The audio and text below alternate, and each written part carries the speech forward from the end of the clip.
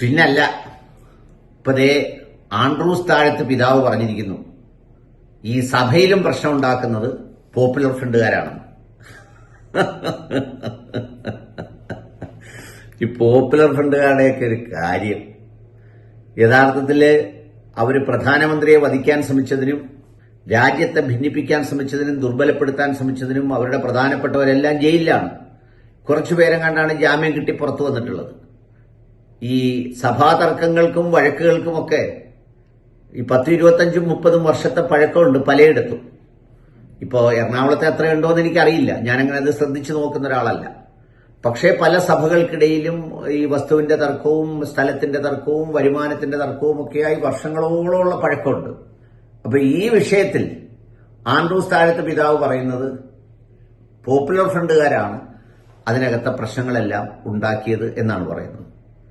ഇപ്പൊ പോപ്പുലർ ഫ്രണ്ടുകാര് സ്വാഭാവികമായിട്ട് അതിനകത്ത് കയറി പ്രശ്നം ഉണ്ടാക്കണമെങ്കിൽ അതിനകത്ത് പോപ്പുലർ ഫ്രണ്ട് അച്ഛന്മാര്, ഇടവക അംഗങ്ങള്, ഇടവക വികാരികള് ഒക്കെ അടങ്ങുന്ന ഒരു സംഘം ഉണ്ടാവണം. യഥാർത്ഥത്തിൽ ഞാൻ കൗതുകപൂർവ്വം കാത്തിരിക്കുകയാണ് ആൻഡ്രൂസ് താഴത്ത് പിതാവ് ആ പേരുകൾ പുറത്തുവിടാൻ. പോപ്പുലർ ഫ്രണ്ടുകാരെ കേരളത്തിനറിയാം, ഇന്ത്യക്കറിയാം, ഒരുപാട് വാർത്തകൾ വന്നിട്ടുണ്ട്, അവരുടെ പ്രവൃത്തികൾ വിചാരണ ചെയ്യപ്പെട്ടിട്ടുണ്ട്, അവരുടെ നേതാക്കളെ അറസ്റ്റ് ചെയ്തിട്ടുണ്ട്, അവരുടെ പല സ്ഥലങ്ങളിൽ റെയ്ഡ് നടന്നിട്ടുണ്ട്, ഇങ്ങനെ ഒരുപാട് കാര്യങ്ങൾ നടന്നിട്ടുണ്ട്. പക്ഷേ അവരൊരു ക്രൈസ്തവ സഭയ്ക്ക് അകത്ത് കയറി ഈ ജനാഭിമുഖ കുർബാനയോ വേണോ, അതല്ല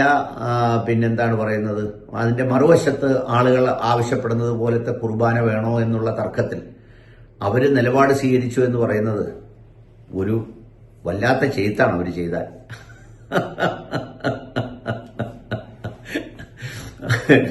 സാധാരണ ഈ സമീപകാലത്തായി എന്ത് സംഭവങ്ങളും ജമാഅത്ത് ഇസ്ലാമി ചെയ്തതാണ് എന്ന് പറയാറുണ്ടായിരുന്നു.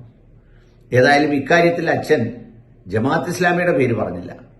അതുകൊണ്ട് ജമാഅത്ത് ഇസ്ലാമി തൽക്കാലം റെസ്റ്റ് എടുത്തിട്ട് പോപ്പുലർ ഫ്രണ്ടുകാര് ഇതിനകത്ത് ഈ ആൻഡ്രൂസ് താഴത്ത് പിതാവ് പറഞ്ഞതുപോലെ എവിടെയാണ് ഇടപെട്ടത് എന്നുള്ളത് കണ്ടുപിടിക്കണം.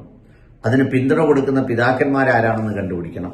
ആകെ നമ്മൾ ഇതിനകത്തൊക്കെ കാണുന്ന പോൾ തേലക്കടച്ചൻ എന്നൊക്കെ പറയുന്ന അദ്ദേഹമൊക്കെ വയസ്സെന്നു. ഇനി പോപ്പുലർ ഫ്രണ്ടിന്റെ ഒരു കായികക്ഷമതയോളം ഒന്നും പുള്ളിക്ക് എത്താനൊന്നും പറ്റൂല.